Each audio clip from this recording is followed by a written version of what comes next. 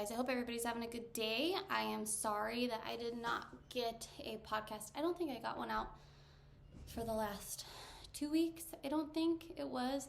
I had my colonoscopy and endoscopy last week, or no, 2 weekends ago. Oh, I'm trying to remember. And that really kind of knocked me out. I'll do a quick update, and then I actually just want to get into like the meat and potatoes of what this podcast is supposed to be about most of the time. And so very quickly, thankfully, nothing major was wrong. There was no colon cancer, which they were looking for, checking for, so that was a huge relief. A lot of little things. So I have GERD, I have a gastric diverticulum, I have a hiatal hernia, I have gastritis, and so we're going to figure out how to manage all of that. And then I'm going to get some results from some biopsies tomorrow. So we'll get to see what happens there with all of that. So it's good to get some answers. It's not as definitive of an answer as I would have liked regarding everything, but it is an answer, and maybe everything combined and everything being kind of crazy. Sorry, 3 minutes. Maybe it all just kind of compounded, but that's kind of where I'm at health-wise. I did start working out again last week, kind of like midweek, like with weights and stuff, and that felt really good. I'm definitely out of CrossFit shape for sure. So that's always a little slice of humble pie, right? But it was good. But today what I want to talk about, and I kind of talked about it, I made mention of it on our Driven Instagram page, was talking about coaches. And what I had mentioned, it's probably not word for word, but I had said something along the lines of, if your coach doesn't tell you the intent of the workout, it's time to find a new coach. And I really want to talk about the importance of having a coach, what your coach should be doing for you, and then what you should be doing for your coach.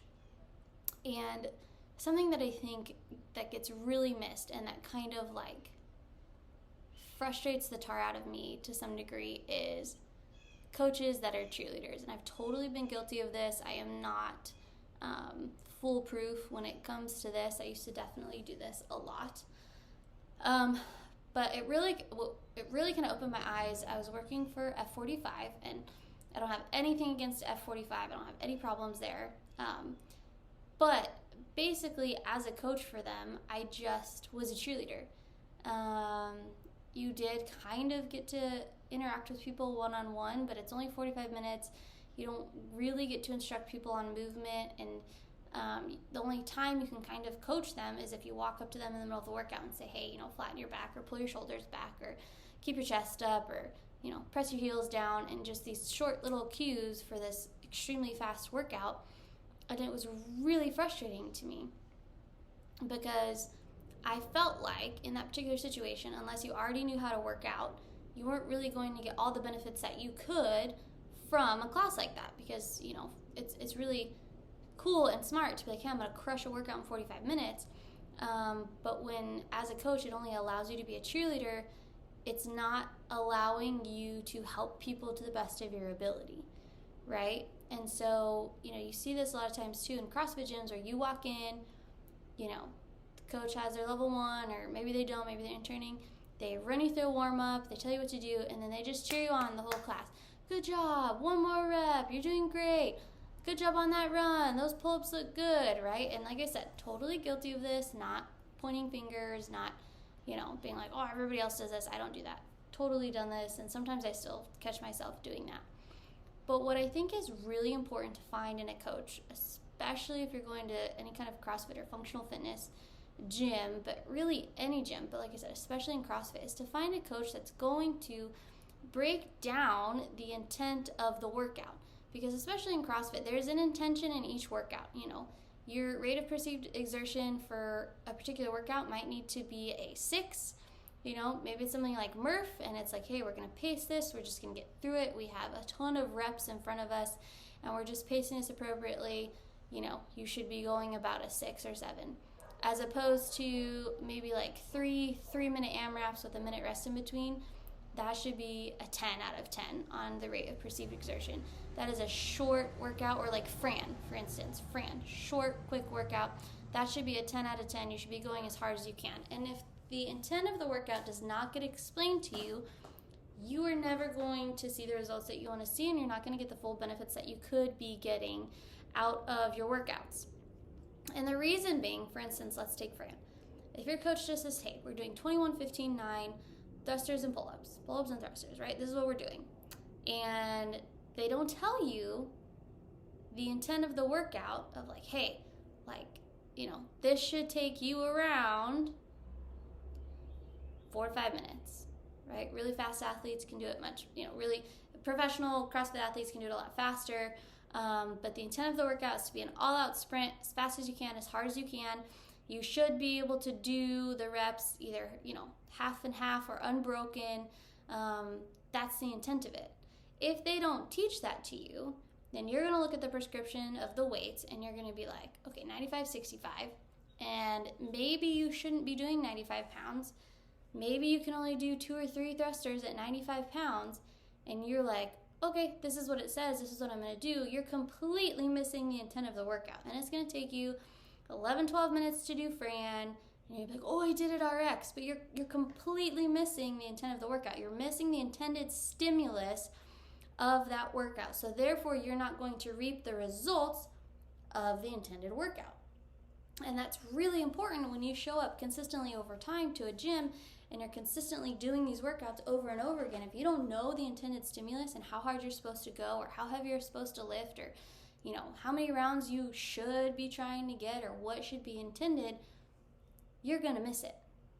You're going to miss it and you're never going to have that forward progress. You're either going to be redlining the whole time or you're going to be ho-humming through every workout and you're just not going to see results. You're going to be one of those people that's like, well, I go to CrossFit and I go 5 times a week, and your friends are going to be like, well, it doesn't look like it, right? And a lot of that comes from nutrition. That's a whole nother subject. That's a whole nother category where if your nutrition is not under control, you're not going to see a big change in body composition unless you're just getting started and you're really overweight. But your lifts are never going to get heavier. Your cardio is never going to improve. If you're just coming and you don't know the intended stimulus of the workout and your coach is not breaking that down and explaining it to you, and you don't know the intent, so you don't know what weights to use, you don't know how hard to go, you're just checking the box. Which for some people, that's cool. If that's what you want to do and you want to check the box, great.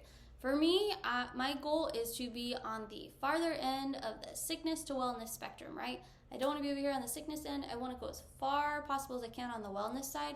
And part of getting there is having this vulnerability in your workouts to know how hard to work, right? There should be a level of, this is a little bit scary. This is a little bit scary. It's a little bit scary to go unbroken doing Fran. So maybe you're just using the barbell. That's cool. Maybe you're using a 35-pound barbell and you're doing banded pull-ups or you're doing ring rows. That's cool. If that's where you're at and you're meeting the intended stimulus, and there's 2 ways, right? You can sandbag it and you can not go very hard at all and you're missing the stimulus there, or you can go way too heavy because you're like, oh, I have to RX, and you're not hitting the stimulus there either.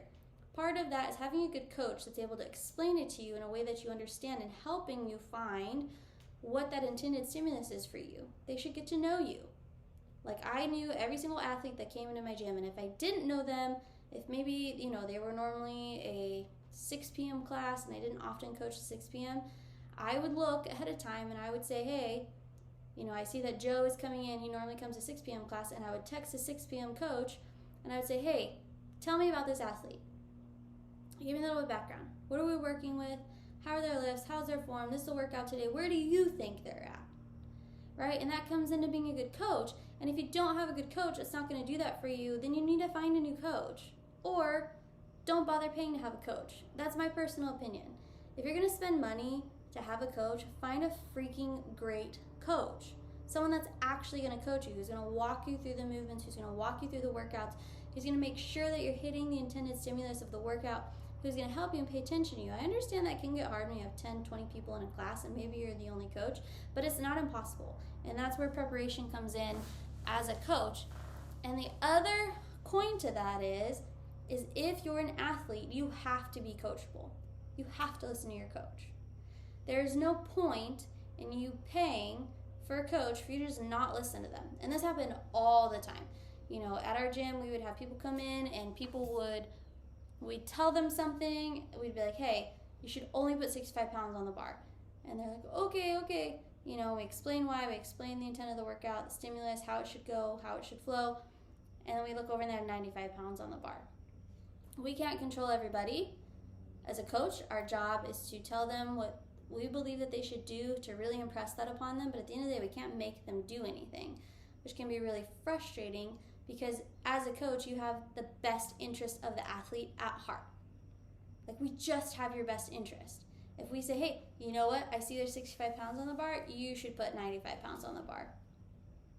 You might not like that, but we have your best interest at heart because hopefully you sat down with your athletes and you know their goals. You know what they're striving for. You know what it is that they're trying to accomplish and to achieve and why they've stepped into your gym, and you're going to help them get there, right? That's your job as coach. But as an athlete, if you're not coachable and you're not listening, then there's no point in you showing up. There's just not. Do a workout at home so you can do whatever you want, right? And like, no coach will like ever say that to an athlete. Well, maybe there's some out there that will. Typically, a coach isn't going to say that to an athlete, but as coaches, we all talk about it because it's frustrating, because we care and we want you guys to see the results that you want, and that matters to us. And so, you know, whatever kind of, you know, maybe you're going into a Globo gym and you have a personal trainer and that's what you're working, or maybe you're training for a 5K and your coach is giving, or not a 5K, like a marathon, and your coach is giving you split times for your runs, and you know, or maybe it's CrossFit or whatever it is, and you have some kind of coach, there should be giving you good, solid direction, but you have to sometimes take that humble pie and listen, or you have to swallow the fact that, like, this is scary and it puts me in a vulnerable position. I might fail, or I might not do as good as I think I would, or, you know, this is scary for me because I don't know how well I'm going to do. I don't know. I just don't know. But those are all good, healthy things. And I think one of the biggest things is that, and I see this more so on the nutrition coaching side of things, but people will hire me as a nutrition coach and they're like, these are my goals, this is specifically what I want. We lay out the plan, and then they don't execute the plan, and it'll be like, hey, why didn't you execute this plan? And same thing can happen in the gym. Why didn't you listen to what I said? Why did you use this weight instead of this weight? Or why did you do, you know, strict handstand push-ups instead of kipping pull-ups? And you give some kind of reason as the athlete,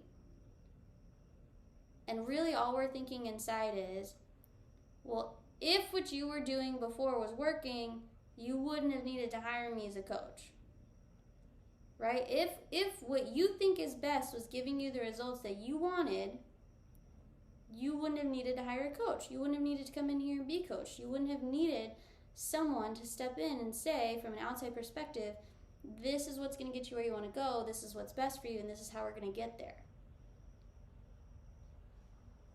It's just how it is. And I've had that conversation with some people. I've had, like I said, more so on the nutrition side, but where it's been like, hey, why did you hire me? If you know best, and you know, what you're doing is best, and you disagree with what I'm doing, why did you hire me? And it's because what you were doing wasn't working. Why did you walk into this CrossFit box? Well, because you wanted to up your fitness. What you were doing wasn't working. It wasn't getting you the results you wanted. Cool. That's great. I'm so glad you're here. I'm so glad you're hiring me. I'm so glad you're in the gym. I'm so glad, you know, you have these goals, whatever they are fitness-wise. I know this is very, like, CrossFit-oriented, but that's really the space that I've worked in. I haven't really done much when it comes to bodybuilding. Definitely haven't done much when it comes to running. I don't like running. I will run, but I don't like it. But I think this translates into anything that you're doing for your health and fitness, whatever that is. As long as you have a coach, you have to stop and say, am I being coachable? And just try it. Just try it. Try trusting the process. Go in somewhere, whether it's a nutrition coach, a running coach, a bodybuilding coach, a CrossFit coach, and listen to them. Give them 3 months. Give them 1 month even of listening to them and investing in the fact that they're invested in you. Listen to what they have to say. Follow what they have to say. And then if you followed it to the T and you're still not seeing the results you want, then you can be like, okay, either they don't know what they're doing and I need to find a different coach, or there's some miscommunication or something happened, but it's very rare that people go in and fully commit to listening to their coach and they don't see the results that they want. I've yet to have it happen. There might be some adjustments along the way where it's like, ooh, this isn't really working, so let's try this approach instead. Or, yeah, your lifts aren't climbing as much as we'd like, so maybe we need to add this in, or, whatever. But it's very rare. So first and foremost, I think when it comes to, getting to a place where you're reaching your goals and you're getting where you want to be in your health and fitness, is finding a phenomenal coach. Find a coach that cares about you. Find a coach that's invested in you. Find a coach that's going to give you the intent of the workout, that's going to give you the intended stimulus. Find a coach that's going to tell you why you're doing what you're doing and how it's supposed to be done, whether that's nutrition, whether that's workouts, whatever that's for. Find a phenomenal coach. And then once you find that coach, listen. Be invested. Be coachable and run the plan. Just run the plan. Just try it. All the big transformations that you typically see on social media are because somebody hired a coach that was phenomenal and just followed the plan. And they didn't bat an eye at the plan. They maybe had questions and they talked it out with their coach, which is healthy. If you have questions, ask. If you don't understand something, ask. It's very healthy to get into a space where you can ask and talk to your coach and so you're not just doing things blindly, right? But just follow the plan. So that's my little spiel, my little talk today, because I think it's important and I think it's something that so many people are missing right now when it comes to health and fitness, and why they're not seeing the results that they see, because they're just going to the gym, they're checking a box, and they're leaving, and they either don't have a good coach, they don't have a good coach, or they don't listen to the coach. And those are the three biggest problems. So, that's all I have to say. I hope you guys have a good one. Sorry this took so long. I'll try and get back on track. I appreciate you guys, and I will talk to you next time. Bye.